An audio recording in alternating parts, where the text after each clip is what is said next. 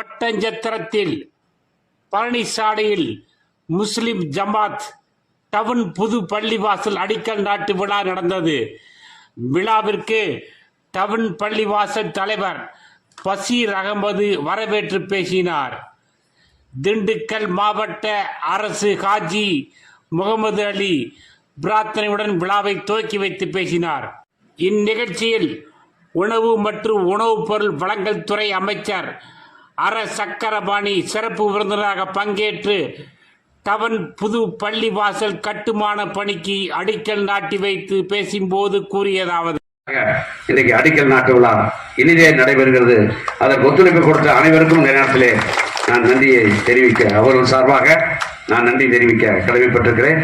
குறிப்பாக இந்தியாவை பொறுத்தளவிலே வேற்றுமையில் ஒற்றுமை, எத்தனையோ மொழிகள் இருக்கிறது, எத்தனையோ மாநிலங்கள் இருக்கிறது, எத்தனையோ இன மக்கள் இருக்கிறார்கள். ஒவ்வொருவருக்கும் ஒரு கலாச்சாரம், பண்பாடு, நாகரிகம் இருக்கிறது. அதையெல்லாம் இன்றைக்கு பல ஆண்டுகளாக இந்தியாவில் வாழ்கின்ற மக்கள் பின்பற்றி வருகிறார்கள். அனைவரும் சகோதரர்கள் என்ற அடிப்படையிலே வாழ்ந்து வருகிறார்கள். இங்கே பேசிய நாடாளுமன்ற உறுப்பினர் சொன்னது போல சில பேர் அதிலே குளிர்காய பார்க்கலாம் என்று நினைத்தார்கள். ஆனால் அதற்கு தமிழ்நாட்டு மக்களும் இந்திய மக்களும் இடம் கொடுக்காத காரணத்தால் இன்றைக்கு ஒரு சுமூகமான சூழ்நிலை இந்தியாவிலே ஏற்பட்டிருக்கிறது. நான் ஒரு முறை ராஜஸ்தான் சென்ற சமயத்திலே அஜ்மீருக்கு போயிட்டு வந்தேன்.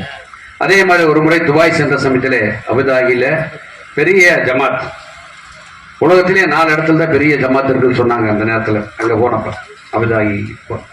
விழாவில் திண்டுக்கல் நாடாளுமன்ற உறுப்பினர் சச்சிதானந்தம் மற்றும் அனைத்து மத தலைவர்கள், அனைத்து கட்சி பிரமுகர்கள், உள்ளாட்சி பிரதிநிதிகள் உள்ளிட்டோர் ஏராளமானோர் பங்கேற்று பேசினார்கள்.